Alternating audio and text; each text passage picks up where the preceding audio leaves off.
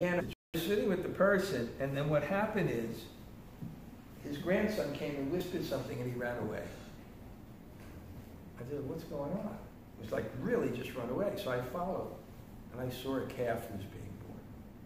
I never saw that because I grew up in Brooklyn. I never saw a cow until I was 18.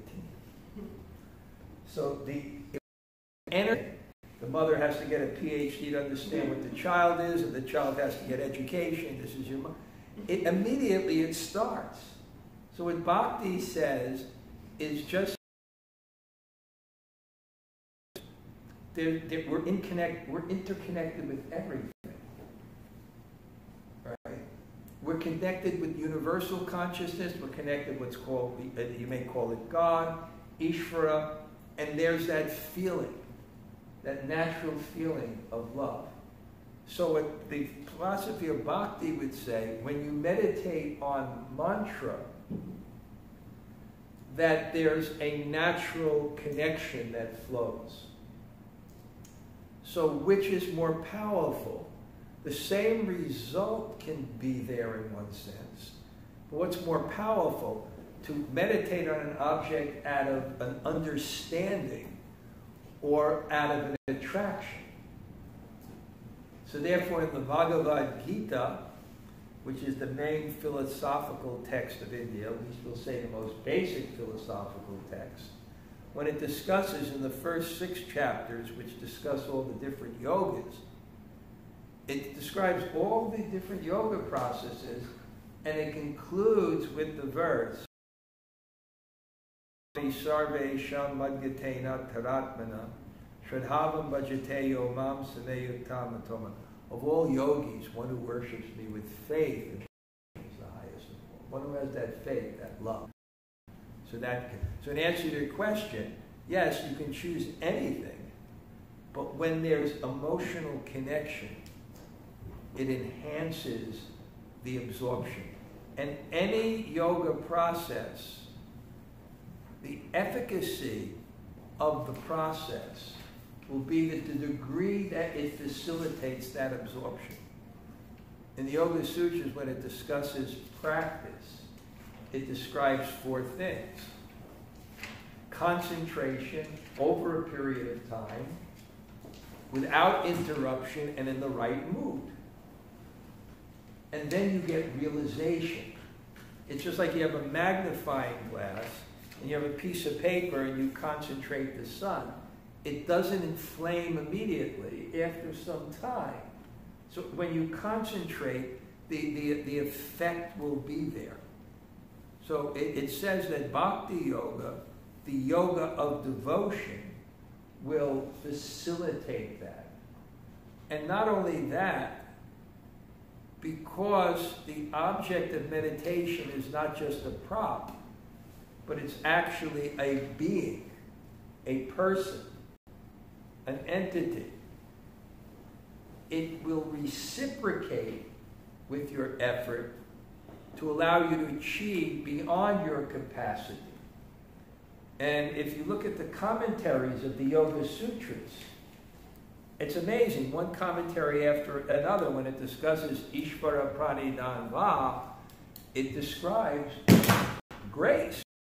Very traditional way. You meditate on God, surrender to God in the form of mantra, and then the divine says, let this person be successful, I will remove the obstacles. It's a reciprocation with that object. So you have 2 benefits. There's an emotional connection and there's a reciprocation.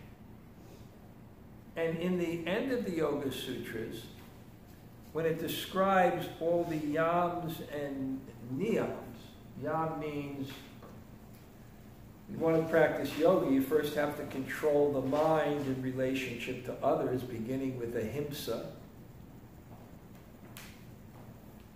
And then the niyams, controlling the mind in relationship to yourself, cleanliness, celibacy, these type of things in yoga. The last one is the same thing. It's Ishvara Pranidhana.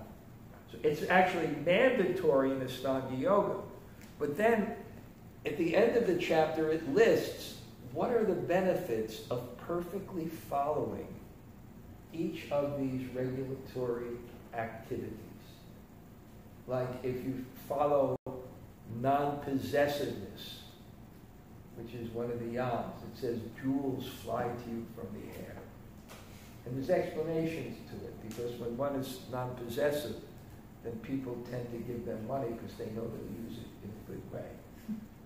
If you're non-violent, perfectly non-violent, then not even a mongoose and a cobra, the most deadly enemies, will fight in your presence. You'll have such a vibration. So they all give what's called prakritik, or material benefits. But when it says, what if you perfect Ishvara Pranidhana, what will be the benefits? Samadhi, the goal of yoga. So it says that if you can perfect this type of meditation, the goal of yoga will be bestowed upon you. So there are some advantages, and therefore, if classically in yoga, when people meditate, you really never find people in caves with candles, although they can do it. You find people chanting mantras. Yes? If mantras are Godic sound and therefore inherently have this connection to God and to this devotion, does it necessitate a belief in that God in order for them to have that efficacy, in order for you to get the reciprocal benefits, or is it just saying them brings in that energy? Well, perception is dependent on attitude and attention. So obviously, if you don't have that faith, you're not going to give your heart or consciousness to it. And if you have an attitude, it will affect your perception. For example, if you're envious of someone, you'll see them as less than they are. So, and also, the object of your perception, if it's being is revealed in love. I'll give you an example. If you see a person and you don't know them, then they're a stranger. How much do you know? When you love someone, they reveal themselves. So revelation of something that's personal is in the control of that person. Like we have these horrible stories where someone captures someone and they lock them up in a dungeon for 10 years. They never know the person because they don't love them. They control the person, but they don't know the person. So there's a sense of the mantra revealing itself according to your attitude. Just like in love, you'll reveal yourself. So if you don't have love, if you don't have that conception, you don't have that faith, then you're not going to have the full perception of it, even if it's there. I'll just make one more thing. In this type of theistic conception, the yoga philosophy is psychosomatic. It's not theistic. It works on anything. It believes that there's a God, but doesn't say you have to worship him to practice yoga.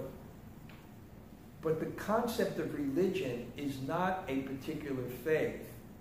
It's the nature of the soul to be connected to something greater than itself. So in this particular perception, it wouldn't look at a person of another faith and say, oh, they're not, they would see the same exact thing. They would look at their heart and their love and their connection, not their particular external belief. So it'd be universal, and they would say also that you can chant any name of God. You don't have to chant a particular one. Like, for example, that girl that was sitting there, and the thing, when I first met her, we had a big yoga fest. We had about 350 people, the whole city, all the yogis come. It's really special. And I was giving a lecture. She liked the lecture, and she came. And she liked what I said, but she's devoutly Catholic. So I don't have any interest I don't look at things converting her. She's already has a connection with God. I don't see it as anything different. Hari, Bahudani, Jasarva, Shaktis.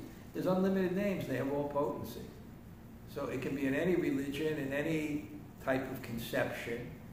But yes, if you put your hand in fire, it burns. So there will be an effect if you choose to meditate on mantra. That make sense? Yes and no. I guess what I struggle with is sort of, is there room for an agnostic or atheist view kind of value for bhakti yoga? And then also in terms of mantras, what I'm wondering is if sort of engaging with them. I would say yes. Or not, they'll have an effect. If you believe an object has some quality of atheism, it's a very, very broad term, right? I mean, like, you're an atheist, but you believe in values, right? Someone may be an atheist, but they believe that something is right, something is wrong. So in one sense, they're believing in transcendent values, not values that, like, for example, I'll give you an example. If there's a child here, right, and someone comes in and with their boots and kicks the child in the head, you would say it's wrong. You wouldn't say it's evolutionary wrong. You would say it's wrong. It'd be wrong in any circumstance, any time. It's just wrong. So if you're that type of an atheist, you still believe in transcendent moral values that are not just combinations of matter that's randomly growing around, that there's actually some values. So that's kind of a theism in itself. But if you're really an atheist, if you're really like an existentialist, a real diehard existentialist, and you're honest, then you'll believe that there is no right or wrong, and there are no values. Because if everything is just an explosion of matter, and it's deterministic, then how can anybody be wrong?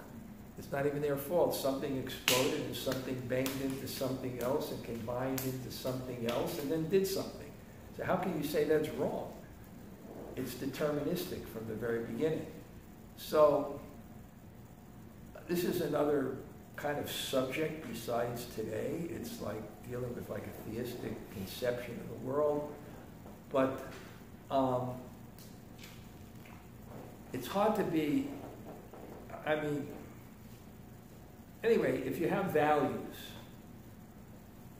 you believe there's some kind of meaning to things, and you're chanting mantras, you know what they are and not, they'll have an effect. Okay, one more question. Yes. My question was just about the using mantras. Like, I understand using God as the focus of the meditation. Yeah.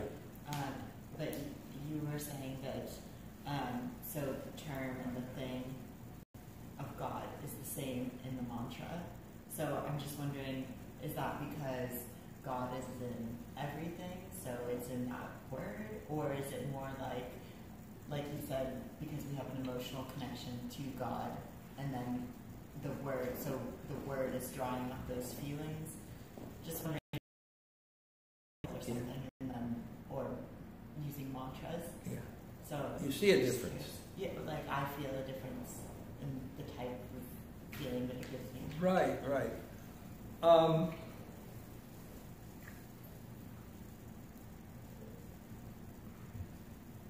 What a deep question. Thank you. I have to really think carefully about this, how to explain it in a way that's understood. But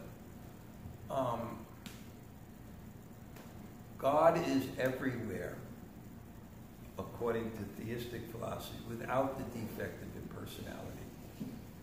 Like sometimes, one time they asked this great scholar, is God a person? He's not less than a person. Which means at least it can be reciprocation.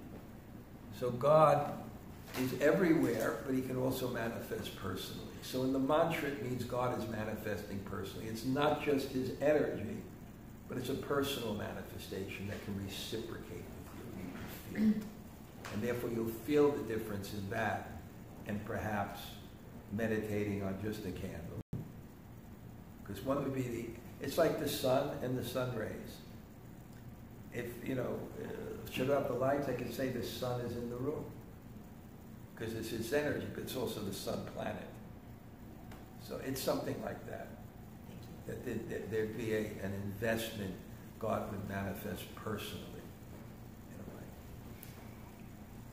Time for the break yet? Yeah, 5 minutes. Okay, if I can just speak to you for a second, Brent? Okay. Well, thank you for the questions. I think it helps, and we'll continue this. So we're going to come back at 5:30. What time is it now? 5 minutes. Oh, 30. okay. And then after that, it's just an hour to complete everything. Okay. Brent, if you can stop for a second, and you can just walk. Can I ask you a quick Yeah, question? sure. So when Suva was here, we talked a lot about sort of detachment, like breaking the